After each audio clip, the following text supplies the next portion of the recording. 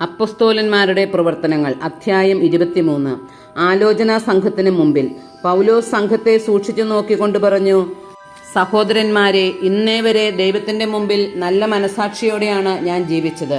പ്രധാന പുരോഹിതനായ അനനിയാസ് തന്റെ അടുത്തു നിന്നവരോട് അവന്റെ മുഖത്ത് അടിക്കാൻ ആജ്ഞാപിച്ചു. അപ്പോൾ പൗലോസ് അവനോട് പറഞ്ഞു, വെള്ളപൂശിയ മതിലെ, ദൈവം നിന്നെ പ്രഹരിക്കാനിരിക്കുന്നു. എന്നെ നിയമാനുസൃതം വിധിക്കുവാനാണ് നീ ഇവിടെ ഇരിക്കുന്നത്. എന്നിട്ടും നിയമവിരുദ്ധമായി പ്രഹരിക്കാൻ നീ കൽപ്പിക്കുന്നുവോ? അടുത്തു നിന്നവർ ചോദിച്ചു, ദൈവത്തിന്റെ പ്രധാന പുരോഹിതനെ നീ അധിക്ഷേപിക്കുകയാണോ? പൗലോസ് പറഞ്ഞു, സഹോദരന്മാരെ, അവൻ പ്രധാന പുരോഹിതനാണെന്ന് ഞാൻ അറിഞ്ഞില്ല. എന്തെന്നാൽ ഇങ്ങനെ എഴുതപ്പെട്ടിരിക്കുന്നു, നിന്റെ ജനത്തിന്റെ ഭരണകർത്താവിനെ നീ ദുഷിച്ച് സംസാരിക്കരുത്. സംഘത്തിൽ ഒരു വിഭാഗം സദുക്കായരും മറ്റുള്ളവർ ഫരിസേയരുമാണെന്ന് മനസ്സിലാക്കിയ പൗലോസ് ഇങ്ങനെ വിളിച്ചു പറഞ്ഞു, സഹോദരന്മാരെ, ഞാൻ ഒരു ഫരിസേയനും ഫരിസേയ പുത്രനുമാണ്. മരിച്ചവരുടെ പുനരുത്ഥാനത്തിനുള്ള പ്രത്യാശയെ സംബന്ധിച്ചാണ് ഞാൻ വിചാരണ ചെയ്യപ്പെടുന്നത്. അവൻ ഇത് പറഞ്ഞപ്പോൾ ഫരിസേയരും സദുക്കായരും തമ്മിൽ അഭിപ്രായ ഭിന്നതയുണ്ടാവുകയും അവിടെ കൂടിയിരുന്നവർ രണ്ടു പക്ഷമായി തിരിയുകയും ചെയ്തു. കാരണം പുനരുത്ഥാനമോ ദൈവദൂതനോ ആത്മാവോ ഇല്ല എന്നാണ് സദുക്കായർ പറയുന്നത്. ഫരിസേയരാകട്ടെ ഇവയെല്ലാം ഉണ്ടെന്നും പറയുന്നു. അവിടെ വലിയ ബഹളമുണ്ടായി. ഫരിസേയരിൽപ്പെട്ട ചില നിയമജ്ഞർ എഴുന്നേറ്റ് ഇങ്ങനെ വാദിച്ചു, ഈ മനുഷ്യനിൽ ഞങ്ങൾ ഒരു കുറ്റവും കാണുന്നില്ല. ഒരു ആത്മാവോ ദൂതനോ ഒരുപക്ഷെ ഇവനോട് സംസാരിച്ചിരിക്കാം. തർക്കം മൂർച്ഛിച്ചപ്പോൾ പൗലോസിനെ അവർ വലിച്ചു കീറുമോ എന്ന് തന്നെ സഹസ്രാധിപൻ ഭയപ്പെട്ടു. അതിനാൽ അവരുടെ മുമ്പിൽ നിന്ന് പൗലോസിനെ ബലമായി പിടിച്ച് പാളയത്തിലേക്ക് കൊണ്ടുപോകാൻ അവൻ ഭടന്മാരോട് കൽപ്പിച്ചു.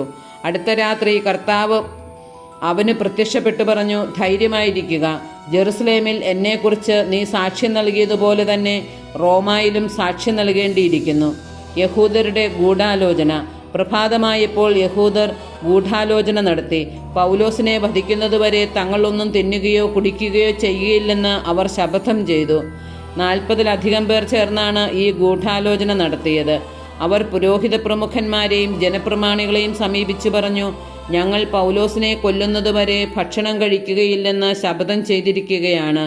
അവനെ സംബന്ധിക്കുന്ന കാര്യങ്ങൾ കൂടുതൽ സൂക്ഷ്മമായി അന്വേഷിക്കുന്നതിനെന്ന ഭാവേന അവനെ നിങ്ങളുടെ അടുക്കൽ കൊണ്ടുവരാൻ നിങ്ങൾ സംഘം മുഴുവൻ ഒരുമിച്ച് സഹസ്രാധിപനോട് ആവശ്യപ്പെടുവിൻ. ഇവിടെ എത്തുന്നതിന് മുമ്പ് തന്നെ അവനെ കൊല്ലാൻ ഞങ്ങൾ ഒരുങ്ങിയിരിക്കുകയാണ്. പൗലോസിന്റെ സഹോദരീ പുത്രൻ ഈ ചതിയെപ്പറ്റി കേട്ടു. അവൻ പാളയത്തിൽ ചെന്ന് പൗലോസിനെ കണ്ട് വിവരമറിയിച്ചു. പൗലോസ് ഒരു ശതാധിപനെ വിളിച്ചു പറഞ്ഞു, ഈ യുവാവിനെ സഹസ്രാധിപന്റെ അടുക്കൽ കൊണ്ടുചെല്ലുക. അവൻ എന്തോ പറയാനുണ്ട്. അതിനാൽ അവനെ സഹസ്രാധിപന്റെ മുമ്പിൽ കൊണ്ടുചെന്ന് ഇപ്രകാരം ബോധിപ്പിച്ചു, തടവുകാരനായ പൗലോസ് എന്നെ വിളിച്ച് ഈ ചെറുപ്പക്കാരനെ നിന്റെ അടുക്കൽ കൊണ്ടുവരാൻ ആവശ്യപ്പെട്ടു. അവനെന്തോ പറയാനുണ്ട് പോലും. സഹസ്രാധിപൻ അവനെ കൈക്ക് പിടിച്ച് മാറ്റി നിർത്തി രഹസ്യമായി ചോദിച്ചു, എന്താണ് നിനക്ക് പറയാനുള്ളത്? അവൻ പറഞ്ഞു, യഹൂദന്മാർ പൗലോസിനെ കുറിച്ച് സൂക്ഷ്മമായി അന്വേഷിക്കാനെന്ന ഭാവേന അവനെ തങ്ങളുടെ ആലോചനാ സംഘത്തിലേക്ക് കൊണ്ടുപോകണമെന്ന് അങ്ങയോട് അപേക്ഷിക്കാൻ തീരുമാനിച്ചിരിക്കുകയാണ്. നീ അവർക്ക് വഴങ്ങരുത്. കാരണം അവരിൽ 40-ലേറെ പേർ പൗലോസിനെ വധിക്കാതെ ഭക്ഷിക്കുകയോ പാനം ചെയ്യുകയോ ഇല്ല എന്ന് വ്രതമെടുത്തുകൊണ്ട് അവനെ ആക്രമിക്കാൻ പതിയിരിക്കുന്നുണ്ട്. നിന്നിൽ നിന്ന് അനുവാദം ലഭിക്കുമെന്ന് പ്രതീക്ഷിച്ചുകൊണ്ട് അവർ ഒരുങ്ങിയിരിക്കുകയാണ്. ഇക്കാര്യം നീ എന്നെ അറിയിച്ചുവെന്ന് ആരോടും പറയരുതെന്ന് നിർദ്ദേശിച്ച് സഹസ്രാധിപൻ അവനെ പറഞ്ഞയച്ചു ഫെലിക്സിന്റെ അടുത്തേക്ക്.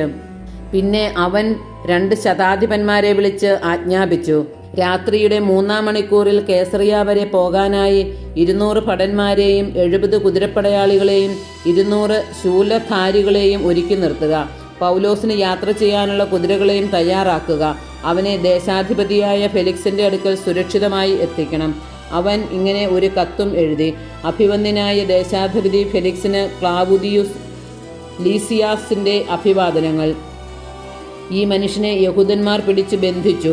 ഇവനെ കൊല്ലാൻ അവർ ഒരുമ്പെട്ടപ്പോൾ ഇവൻ റോമാ പൗരനാണെന്നറിഞ്ഞ് ഞാൻ ഭടന്മാരോടുകൂടെ ചെന്ന് ഇവനെ രക്ഷിച്ചു. ഇവന്റെ മേലുള്ള ആരോപണം എന്താണെന്ന് സൂക്ഷ്മമായി അറിയണമെന്ന് ആഗ്രഹിച്ച് ഞാൻ ഇവനെ അവരുടെ ആലോചനാ സംഘത്തിൽ കൊണ്ടുചെന്നു. ഇവന്റെ പേരിലുള്ള ആരോപണം അവരുടെ നിയമങ്ങളെ സംബന്ധിക്കുന്ന പ്രശ്നങ്ങളെക്കുറിച്ചാണെന്ന് ഞാൻ മനസ്സിലാക്കി.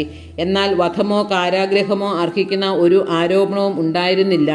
ഇവനെതിരെ ഗൂഢാലോചന ഉണ്ടെന്നറിഞ്ഞ് ഉടനെ തന്നെ ഞാൻ നിന്റെ അടുക്കിലേക്ക് ഇവനെ അയക്കുകയാണ്. ഇവനെതിരായുള്ള ആരോപണങ്ങൾ നിന്റെ മുമ്പിൽ സമർപ്പിക്കാൻ പരാതിക്കാരോട് ഞാൻ ആവശ്യപ്പെട്ടിട്ടുണ്ട്.